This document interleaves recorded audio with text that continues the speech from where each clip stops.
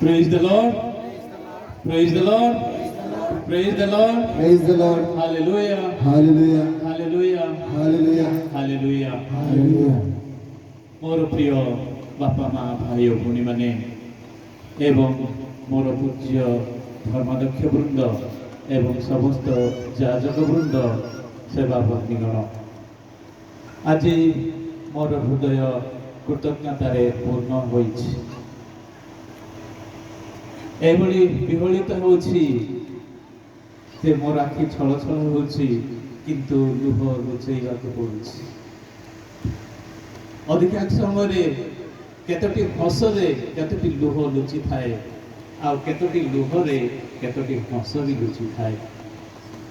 ଆଜି ମୁଁ ଯେତେବେଳେ ମୋ ଜୀବନ କଥା ଚିନ୍ତା କରୁଅଛି, ମୁଁ ଆଜି ଏହି ପରିସ୍ଥିତିକୁ ଆସିଅଛି ମୋର ଜ୍ଞାନ ପାଇଁ ନୁହଁ, ମୋର ବୁଦ୍ଧି ପାଇଁ ନୁହଁ, ମୋର ଧନ ସମ୍ପତ୍ତି ପାଇଁ ନୁହଁ, ମୋର ସମ୍ମାନ ପାଇଁ ନୁହଁ, କିନ୍ତୁ କେବଳ एकमात्र ईश्वरଙ୍କ ଅନୁଗ୍ରହ।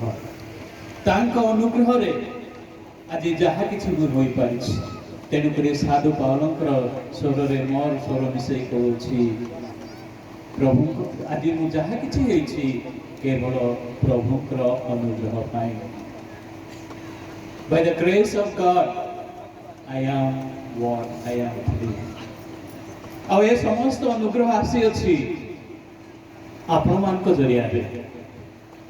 ଏହି ଅନୁଗ୍ରହ ପାଇବାର ମାଧ୍ୟସ୍ଥ ବା ମାଧ୍ୟମ ହେଉଛନ୍ତି ଆପଣ ସମସ୍ତେ।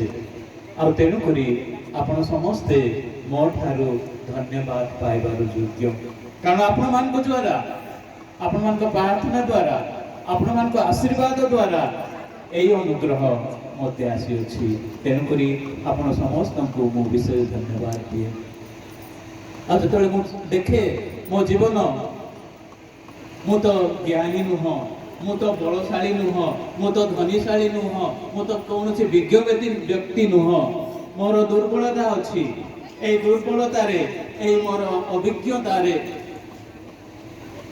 ମୁଁ ଯେତେବେଳେ ମୋ କଥାକୁ, ମୋ ଜୀବନକୁ ଚିନ୍ତା କରେ, ଆଉ ଭବିଷ୍ୟତ ଜୀବନରେ ମୁଁ କରିବାକୁ ଯାଉଛି ସେ କାର୍ଯ୍ୟକୁ ମୁଁ ଯେତେବେଳେ ଭାବି ଦେଖେ, ମୁଁ ସେତେବେଳେ ମୁଁ ଟିକେ ନିରାଶ ହୋଇପଡ଼େ। ହେ ପ୍ରଭୁ, ମୋତେ କାହିଁକି ବାଛିଲ? ମୁଁ ତ ଏଇ କାମ କରିପାରିବି ନାହିଁ। ଆଉ ସେ ନିରାଶାର ସମୟରେ ଗୋଟେ କ୍ଷୀଣ ସ୍ୱର ମୋ କର୍ଣ୍ଣକୁ ଛୁଇଁ ଛୁଇଁ କହୁଅଛି, ମୋର ଅନୁଗ୍ରହ ତୁମ ପାଇଁ ଯଥେଷ୍ଟ। ତମେ ଦୁର୍ବଳ ହୋଇପାର,